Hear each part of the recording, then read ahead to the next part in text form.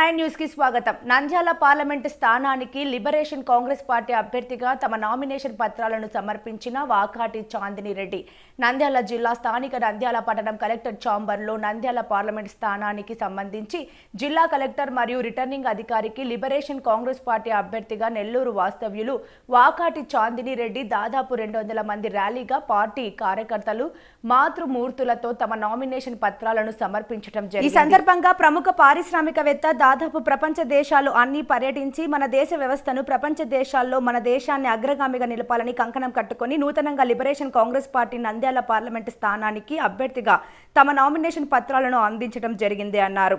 అంతేకాకుండా ముఖ్యంగా పేదరికాన్ని నిర్మూలించడం, స్త్రీలకు 53% రిజర్వేషన్ ఉన్నట్లు మన దేశంలో అన్ని రాష్ట్రాల్లో రాజ్యాంగంలో 53% స్త్రీలకు పెద్దపీట వేశారని, ఆ రిజర్వేషన్ ని సరైన పద్ధతిలో ఉపయోగించుకోలేకపోతున్నారని, ముఖ్యంగా నంద్యాల నియోజకవర్గంలో ఇటు అసెంబ్లీలో కానీ అటు పార్లమెంట్లో కానీ చాలా తక్కువ మంది స్త్రీలకు సముచిత స్థానాన్ని ఏర్పాటు చేయలేకపోవడం దురదృష్టకరమని తమ ఆవేదన వ్యక్తం చేశారు.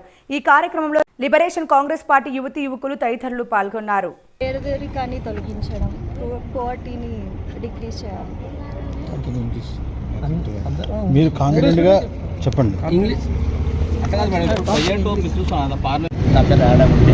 ఎటు తిరిగి సార్ కెమెరాకి వెళ్ళి నంద్యాల జిల్లాకు సంబంధించిన వాళ్ళు ఏమంటే నేషనల్ లిబరల్ పార్టీ తరఫున మా క్యాండిడేట్ మేడం గారిని నిలబెట్టాము.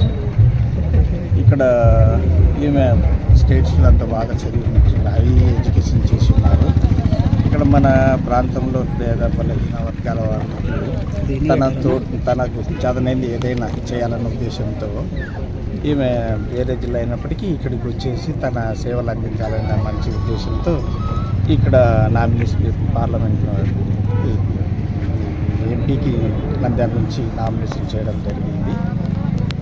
తదుపరి ఏమంటే ఇప్పుడు టైం లేదు కాబట్టి అంత టెన్షన్లో ఉండడము.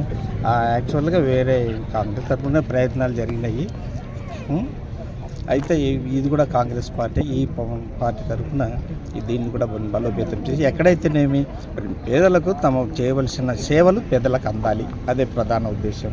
దాని ప్రకారం నిరుద్యోగులకైతేనేమి, బడుగు బలహీన వర్గాల వారికి అయితేనేమి ఈ పేదరిక నిర్మూలన కోసం ఎక్కువగా పాటుపడాలన్న ఉద్దేశంతో మేడం గారు పార్లమెంట్కు అప్లై చేస్తున్నారు.